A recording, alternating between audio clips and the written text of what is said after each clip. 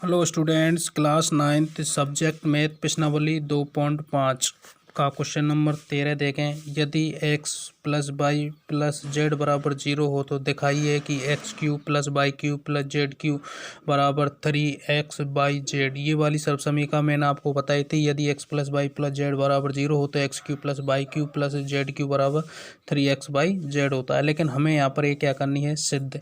चूँकि x plus y plus z बराबर 0 दिया है,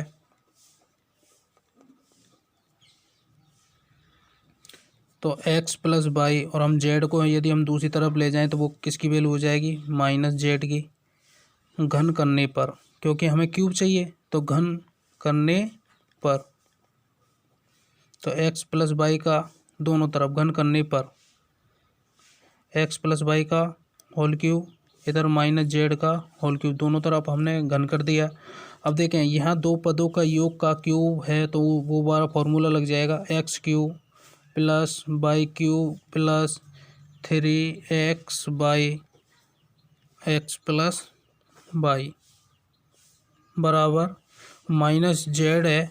माइनस की पावर क्या है, विषम, तो माइनस आएगा, और जेड की पावर 3। इसको चाहो तो आप समीकरण नंबर 1 दे दें, है ना। X cube plus y cube plus 3x y, और एक्स प्लस वाई की जगह हम क्या रख दें, माइनस जेड बराबर माइनस जेड क्यूब। किस समीकरण का यूज किया है हमने, समीकरण नंबर 1 से। सॉल्व करें, x cube plus y cube plus, sorry ये प्लस है और ये यहाँ पर माइनस है, इन दोनों को गुना करेंगे, माइनस 3x बाई जेड बराबर माइनस एक्स जेड। अब देखें ये वैल्यू किसकी है, माइनस की, इसको हम इधर ले जाएंगे तो किसकी हो जाएगी, प्लस की, और ये किसकी है, माइनस की, और इसको हम इधर लाएंगे तो ये वैल्यू किसकी हो जाएगी, प्लस की। X cube plus y cube, z cube को हम इधर लाए तो ये वैल्यू किसकी हो जाएगी, प्लस की, बराबर, और इसको हम दूसरी तरफ ले जाएंगे तो वो किसकी हो जाएगी, प्लस की, 3x बाई जेड। ये हमने सिद्ध कर दिया कि हमें जो ये वाली वैल्यू दी हुई है, हमें क्या दिया हुआ है, x plus y plus z, x plus y plus z बराबर 0 दिया हुआ है। तो हमने क्या, जेड का पक्षांतर कर दिया, और जेड को दूसरी तरफ ले जाएंगे तो वो वैल्यू किसकी हो जाएगी, माइनस की, और हमने दोनों तरफ क्या कर दिया, घन। तो एक्स प्लस वाई का होल क्यूब बराबर माइनस जेड का होल क्यूब, और ये एक्स प्लस वाई का होल क्यूब वाली सब समीकरण हमने यहाँ पर लगा दी, और माइनस जेड क्यूब, और वो वाली सब समीकरण हमने जो एक्स प्लस वाई है उसकी जगह हमने क्या रख दिया, माइनस जेड बराबर minus z cube, x plus y x cube plus y cube minus 3x y z. क्योंकि यहाँ पर ये माइनस को हमने अंदर गुना, बाहर गुना कर दिया है, तो ये हो गया। तो पक्षांतर करने पर ये हमने सिद्ध कर दिया है। देखें, ये आने वाले क्वेश्चनों में हम डायरेक्ट इस सब समीकरण का यूज करेंगे। देखें, क्वेश्चन नंबर 4 दिया हुआ है हमें, वास्तव में घनों का परिकलन किए बिना निम्नलिखित में से प्रत्येक का मान ज्ञात कीजिए। देखें, -12 का क्यूब प्लस 7 का क्यूब प्लस 5 का क्यूब, इनका क्यूब निकालें, और जुड़ रहा है उनको जोड़ें, घट रहा है उनको घटाएं, और सरल करने पर वो वैल्यू आ जाएगी। लेकिन हमें घनों का वर्ग करके नहीं, निम्नलिखित में से घनों का वर्ग करके नहीं, कोई विधि या कोई मेथड लगा के या कोई सब समीकरण लगा के इसको सॉल्व करना है। तो देखें, चूँकि एक्स बराबर हम कितना मान लें, -12, वाई बराबर कितना, 7, और जेड बराबर कितना है, 5। ठीक है, तो एक्स सबसे पहले हम क्या करेंगे, x plus y plus z को जोड़ के देखेंगे, -12 प्लस 7 प्लस 5, और ये क्या हो रहा है, 0। अतः x plus y plus z बराबर 0 हो तो x cube plus y cube plus z cube बराबर उसकी वैल्यू क्या होती है, 3x बाई और जेड। ये हमने देखा है कि x plus y plus z के बराबर 0 होती है, तो 0 होने पर उसकी वैल्यू क्या हो जाएगी, 3x बाई। तो देखें, यहाँ पर रखें, एक्स बाई व जेड का मान रखने पर, तो देखें, एक्स की जगह -12 का क्यूब प्लस वाई का यानी 7 का क्यूब प्लस 5 का क्यूब, ठीक है, बराबर 3x की वैल्यू कितनी है -12, y की वैल्यू कितनी है 7, ये कितना हो गया 5। सॉल्व करें, बराबर माइनस है तो माइनस बाहर आ जाएगा, 12 गुना 3 करेंगे 12 × 36 गुना 7 को 5 से गुना करेंगे बताओ 35, और रब यहाँ पर रब कार्य कर लें, 36 में गुना करना है 35 का, ये रब कार्य है, 6 पंजा 30 हासिल की 3, 5 तिया के 15 3 18 गुना 6 तिया के 18 को 8 को हासिल की 1 और 3 तिया के 9 और 1 10, 0 6 2 1 बराबर -1260, ठीक है। इसी प्रकार क्वेश्चन नंबर 2 देखें इसी का। यहाँ यदि हम x बराबर 28, y बराबर -15 और z बराबर कितना -13 ले लें और उनका योग करके देखें x + y + z, तो 28 -15 -13, तो 15 और -13 कितने हो गए, माइनस के 28 और प्लस के 28, ये क्या हो गया 0। चूँकि x + y + z बराबर 0 हो तो हमने कौन सी सबसमीका पढ़ी है, तो x³ + y³ + z³ बराबर 3xyz, ये वाली सबसमीका पढ़ी है। अतः x y व z के मान रखने पर रखें यहाँ पर x³ x की वैल्यू कितनी है बताओ 28 का क्यूब प्लस y³ y की वैल्यू कितनी है 15 का क्यूब माइनस में, प्लस z³ -13 का क्यूब बराबर 3 × x कितना है 28 -15 और -13। देखिए माइनस माइनस को गुना करेंगे प्लस, और तो ये वैल्यू तो प्लस हो जाएगी। देखें 28 को गुना करेंगे 3 से, 28 गुना 3 करेंगे 8 तिया के 24 हासिल की, 2 3 2 के 6 और 2 8, ये कितने हो गए 84, ठीक है। और 15 को गुना करेंगे 13 से, तो 15 को गुना करेंगे 13 से, 15 को 15 पंती 15 × 3 45 को 5 को हासिल की 4, 15 × 15 16 17 18 19 195, 84 को गुना करेंगे 195, गुना करने पर 16,380। इसमें हमने ये वाली सबसमीका लगाई, यदि x + y + z बराबर 0 हो तो x³ + y³ + z³ बराबर 3xyz होता है। ये हमने यहाँ पर सिद्ध किया है और यहाँ पर इसके 2 एग्जाम्पल दिए हुए थे।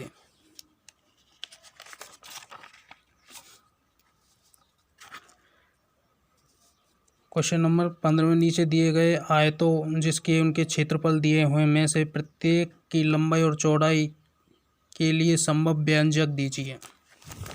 तो देखें पहला दिए हुआ है क्षेत्रफल हमें दिया हुआ है, किसका क्षेत्रफल है ये बताओ, आयत का क्षेत्रफल, आयत का क्षेत्रफल, और आयत का क्षेत्रफल कितना दिया हुआ है 25a² - 35a + 12, और इसमें लंबाई और चौड़ाई छांटनी है संभव हो तो देखें आयत का क्षेत्रफल क्या होता है लंबाई गुना चौड़ाई, आयत का क्षेत्रफल क्या होता है लंबाई गुना चौड़ाई, ये आप जानते हो। तो 25a² - 35a + 12। अब देखें जो ये व्यंजक दिया है इस व्यंजक में हमें लंबाई और चौड़ाई छांटनी है। अभी तक तो हमें पता नहीं कि लंबाई कितनी है चौड़ाई कितनी है, लेकिन अब छांटना है इसमें। तो छांटने का ये द्विघातीय बहुपद है, क्योंकि ए की अधिकतम घात कितनी है 2 है, तो इसको करने का मध्य पद को विभक्त करके निकाल लेंगे 25a²। तो देखें ये कितना है 35a, 35a को इस प्रकार से तोड़ेंगे कि 20a - 15a प्लस 12। हमने क्या किया, जो 35 है इसको हमने तोड़ लिया है। कैसे तोड़ लिया है 35 को? 35 को हमने इस प्रकार से तोड़ा है कि माइनस के 20 और माइनस के 15। तो बताओ कितना हो जाएगा, माइनस के 35 और माइनस के 20 और 15 को गुना करेंगे, 15 दूना के 30, 300 आएगा। क्यों? क्योंकि 12 को गुना करेंगे किससे, 25 से। इन दोनों को गुना करने पर क्या आएगा, 300। तो दोनों कंडीशनों को संतुष्ट कर रहा है।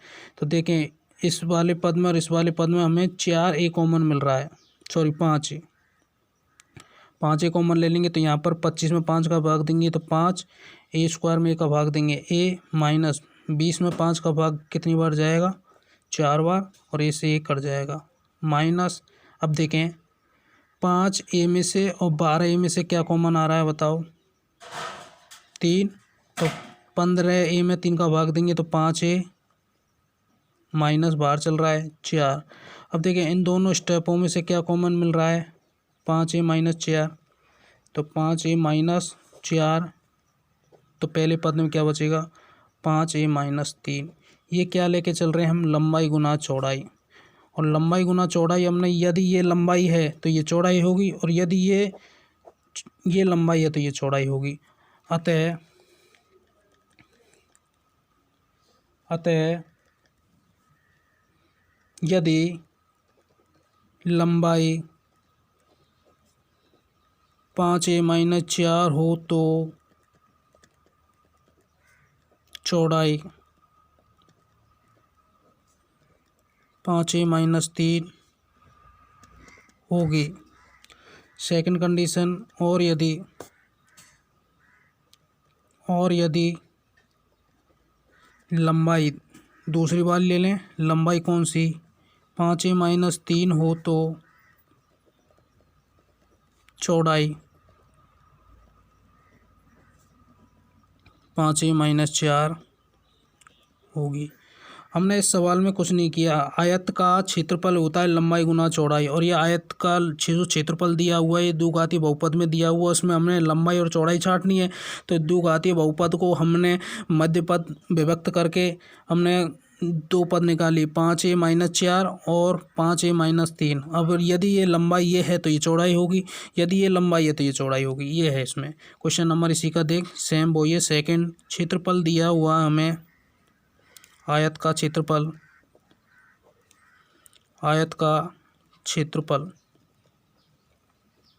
और आयत का क्षेत्रफल कितना दिया हुआ है, 35/² प्लस 13 माइनस 12। ये किसका क्षेत्रफल दिया हुआ है हमें, आयत का क्षेत्रफल।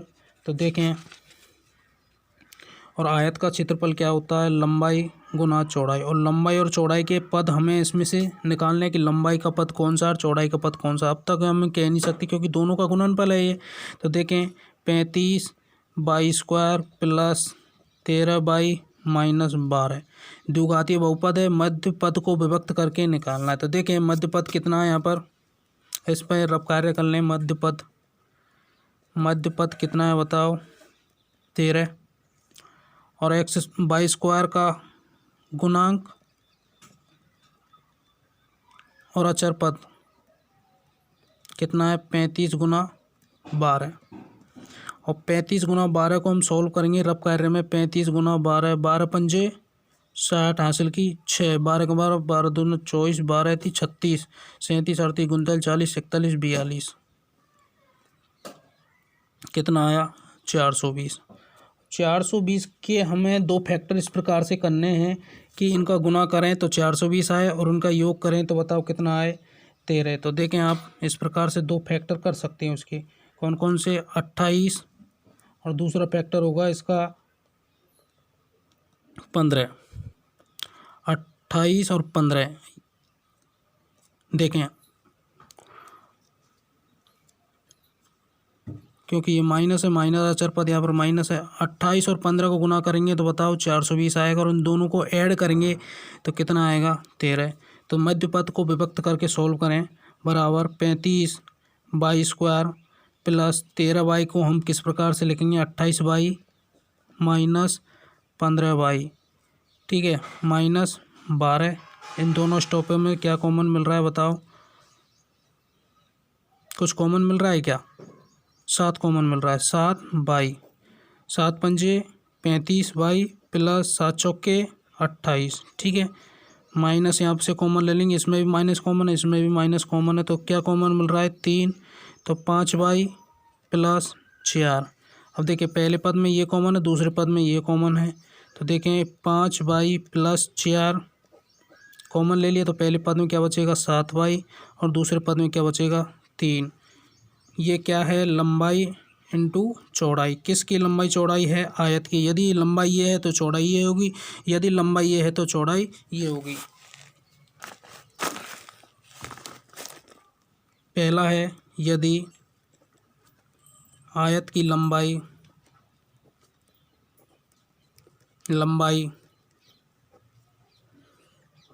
5 बाई प्लस 4 हो तो चौड़ाई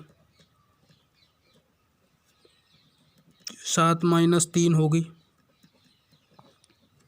सेकंड है यदि आयत की लंबाई कौन सी ले लें अब, 7 बाई माइनस 3 हो तो चौड़ाई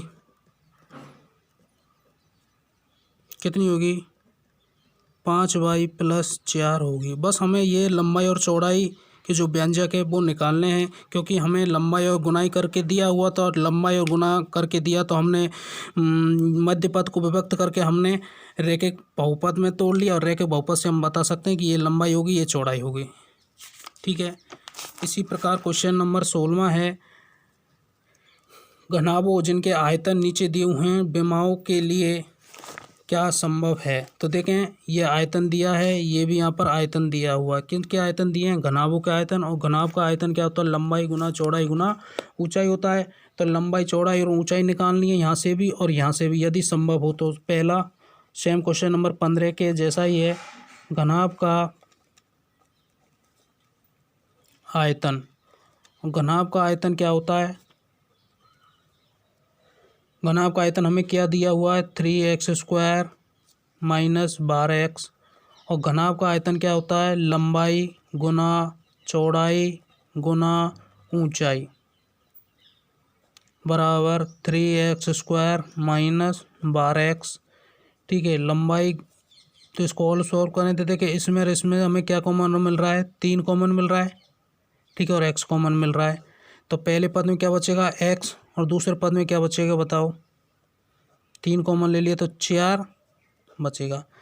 अतः ये अब देखें एक 3 गुना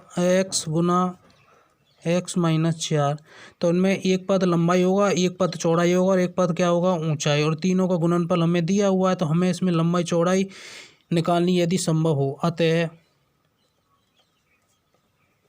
घनाभ की विमाओं के लिए संभव व्यंजक 3, x व x माइनस 4 है। घनाभ की विमाओं के लिए संभव व्यंजक ये है।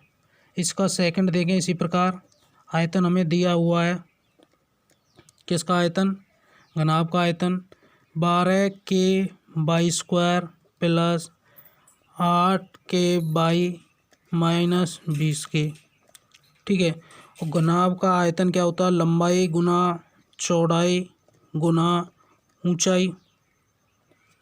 ठीक है, अब प्रत्येक पद में देखें क्या कॉमन आ रहा है बताओ, 4 कॉमन आ रहा है और एक क्या आ रहा है k, तो 4 के इसमें भाग देंगे तो 3/² प्लस 8 में 4 का भाग देंगे 2 माइनस 20 में 4 का भाग देंगे 5, और के हमने क्या कॉमन ले लिया।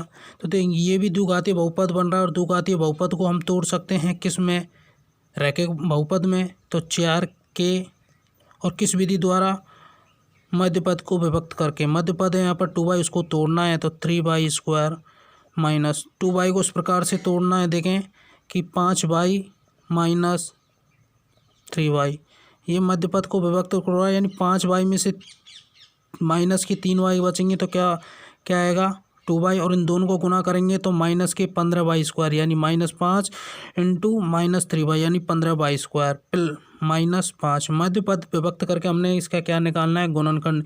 मध्य पद को विभक्त करने वाला जो गुणनखंड है मैंने आपको पिछली वीडियो में बता दिया था, गुणनखंड प्रमेय वाली प्रश्नावलियों में। तो देखें 4k, ठीक है, इन दोनों पदों में से क्या कॉमन मिल रहा है, y ओनली, ठीक है।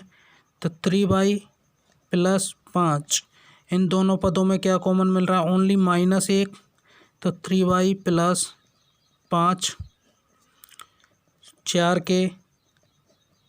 देखें इसमें हमें क्या कॉमन मिल रहा है, 3y + 5 और क्या बचेगा y -1।